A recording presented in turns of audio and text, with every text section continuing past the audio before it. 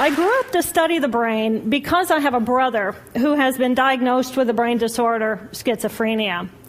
And as a sister and later as a scientist, I wanted to understand why is it that I can take my dreams, I can connect them to my reality, and I can make my dreams come true. What is it about my brother's brain and his schizophrenia that he cannot connect his dreams to a common and shared reality, so they instead become delusion? So I dedicated my career to research into the severe mental illnesses, and I moved from my home state of Indiana to Boston, where I was working in the lab of Dr. Francine Bennis in the Harvard Department of Psychiatry. And in the lab, we were asking the question, what are the biological differences between the brains of individuals who would be diagnosed as normal control as compared with the brains of individuals diagnosed with schizophrenia, schizoaffective, or bipolar disorder? So we were essentially mapping the microcircuitry of the brain, which cells are communicating with which cells, with which chemicals, and then in what quantities of those chemicals. So there was a lot of meaning in my life because I was performing this type of research during the day. But then in the evenings and on the weekends, I traveled as an advocate for NAMI, the National Alliance on Mental Illness.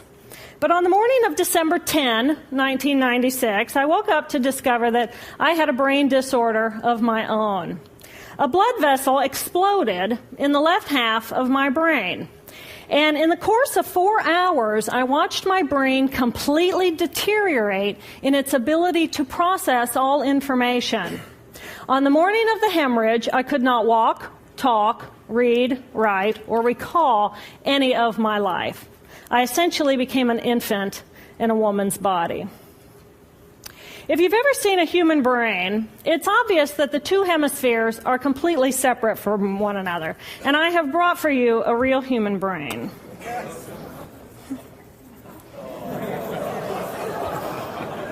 Thank you. So this is a real human brain. This is the front of the brain, the back of the brain with the spinal cord hanging down.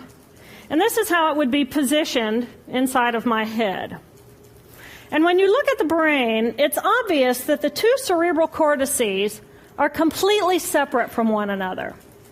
For those of you who understand computers, our right hemisphere functions like a parallel processor, while our left hemisphere functions like a serial processor. The two hemispheres do communicate with one another through the corpus callosum, which is made up of some 300 million axonal fibers. But other than that, the two hemispheres are completely separate. Because they process information differently, each of our hemispheres think about different things, they care about different things, and dare I say, they have very different personalities. Excuse me. Thank you. It's been a joy. Our right human hemisphere is all about this present moment. It's all about right here, right now. Our right hemisphere, it thinks in pictures, and it learns kinesthetically through the movement of our bodies. Information in the form of energy streams in simultaneously through all of our sensory systems, and then it explodes into this enormous collage of what this present moment looks like, what this present moment smells like and tastes like, what it feels like, and what it sounds like. I am an energy being connected to the energy all around me through the consciousness of my right hemisphere. We are energy beings connected to one another through the consciousness of our right hemispheres as one human family. And right here, right now, we are brothers and sisters on this planet, here to make the world a better place. And in this moment, we are perfect, we are whole, and we are beautiful. My left hemisphere, our left hemisphere, is a very different place. Our left hemisphere thinks linearly and methodically. Our left hemisphere is all about the past, and it's all about the future. Our left hemisphere is designed to take that enormous collage of the present moment and start picking out details, and more details about those details. It then categorizes and organizes all that information, associates it with everything in the past we've ever learned, and projects into the future all of our possibilities. And our left hemisphere thinks in language. It's that ongoing brain chatter that connects me and my internal world to my external world. It's that little voice that says to me, hey, you got to remember to pick up bananas on your way home. I need them in the morning. It's that calculating intelligence that reminds me when I have to do my laundry. But perhaps most important, it's that little voice that says to me, I am. I am. And as soon as my left hemisphere says to me, I am, I become separate. I become a single, solid individual, separate from the energy flow around me and separate from you. And this is the portion of my brain that I lost on the morning of my stroke. On the morning of the stroke, I woke up to a pounding pain behind my left eye. And it was the kind of pain, caustic pain, that you get when you bite into ice cream. And it just gripped me, and then it released me. And then it just gripped me, and then it released me. And it was very unusual for me to ever experience any kind of pain, so I thought, okay, I'll just start my normal routine. So I got up and I jumped onto my cardio glider, which is a full-body, full-exercise machine. And I'm jamming away on this thing, and I'm realizing that my hands look like primitive claws grasping onto the bar. And I thought, that's very peculiar. And I looked down at my body, and I thought, whoa, I'm a weird-looking thing. And it was as though my consciousness had shifted away from my normal perception of reality, where I'm the person on the machine having the experience, to some esoteric space where I'm witnessing myself having this experience. And it was all very peculiar, and my headache was just getting worse. So I get off the machine, and I'm walking across my living room floor, and I realize that everything inside of my body has slowed way down. And every step is very rigid and very deliberate. There's no fluidity to my pace, and there's this constriction in my area of perception, so I'm just focused on internal systems.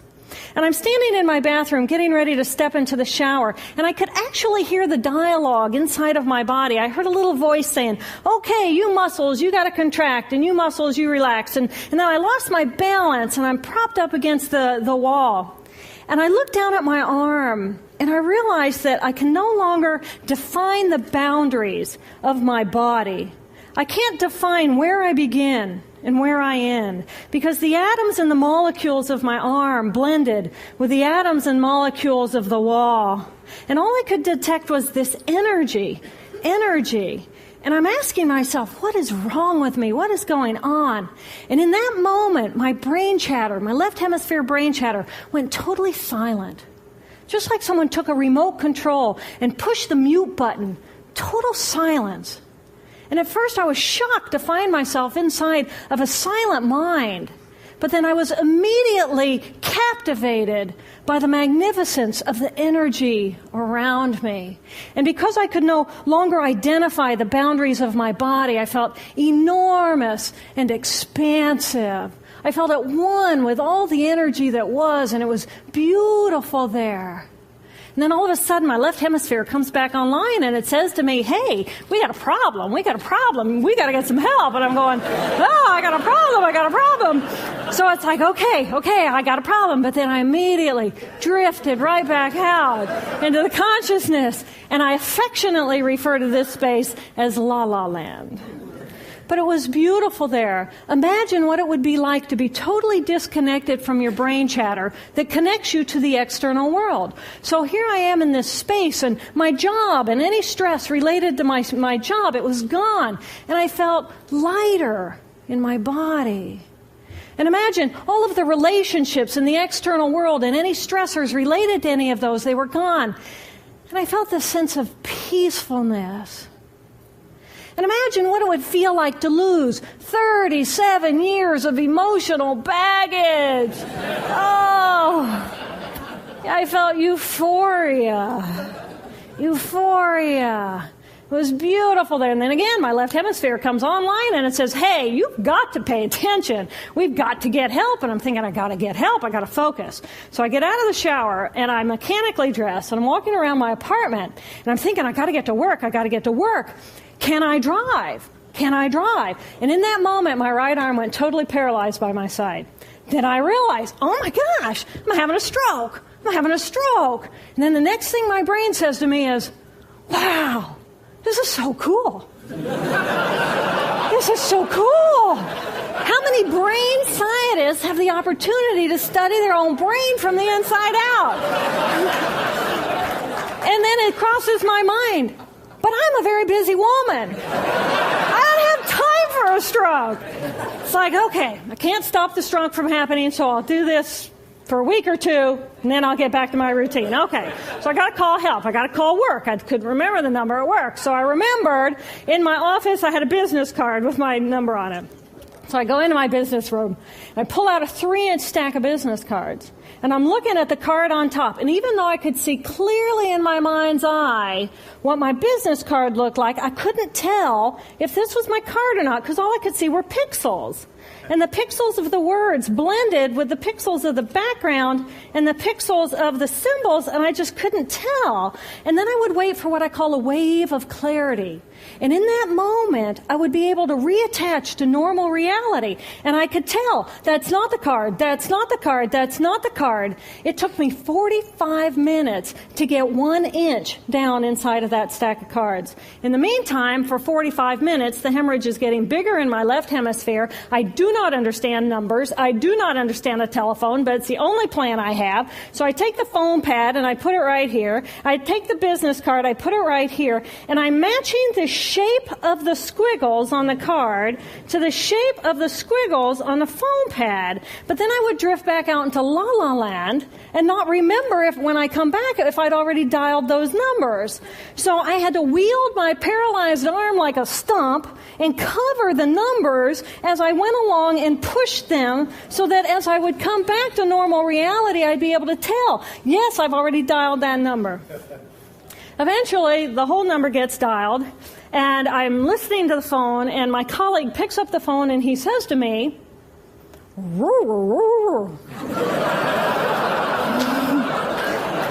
I think to myself, oh my gosh, he sounds like a golden retriever.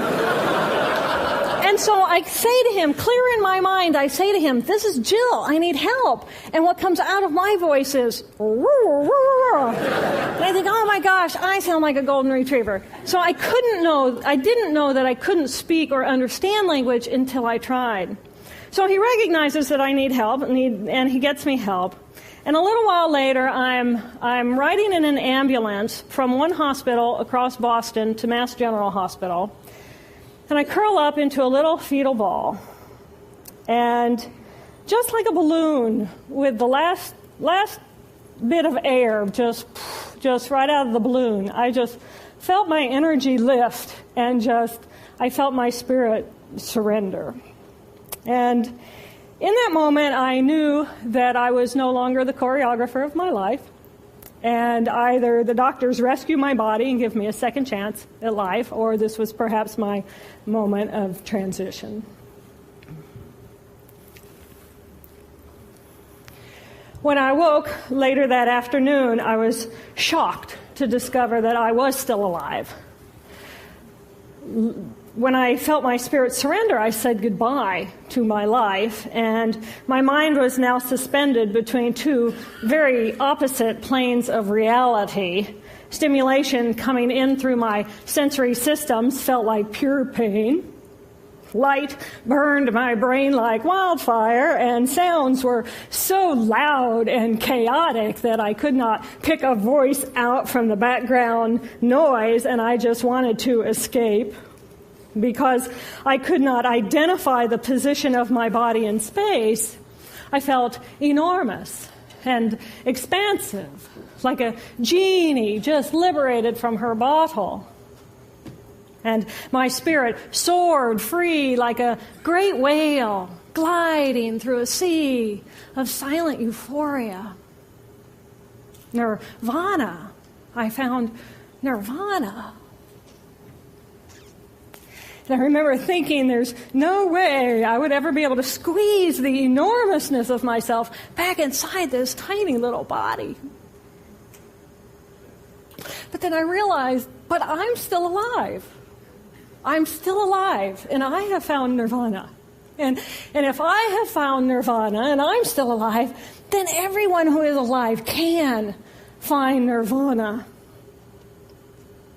And I pictured a world filled with beautiful, peaceful, compassionate, loving people who knew that they could come to this space at any time and that they could purposely choose to step to the right of their left hemispheres and find this peace. And then I realized what a tremendous gift this experience could be. What a stroke of insight this could be to how we live our lives. And it motivated me to recover. 2.5 weeks after the hemorrhage, the surgeons went in and they removed a blood clot the size of a golf ball that was pushing on my language centers. Here I am with my mama, who's a true angel in my life. It took me 8 years to completely recover. So, who are we? We are the life force power of the universe with manual dexterity and 2 cognitive minds. And we have the power to choose moment by moment who and how we want to be in the world. Right here, right now, I can step into the consciousness of my right hemisphere where I am the life force power of the universe. I am the life force power of the 50 trillion beautiful molecular geniuses that make up my form, at one with all that is. Or I can choose to step into the consciousness of my left hemisphere, where I become a single individual, a solid, separate from the flow, separate from you. I am Dr. Jill Bolte Taylor, intellectual, neuroanatomist. These are the we inside of me. Which would you choose? Which do you choose? And when? I believe that the more time we spend choosing to run the deep inner peace circuitry of our right hemispheres, the more peace we will project into the world, and the more peaceful our planet will be. And I thought that was an idea worth spreading. Thank you.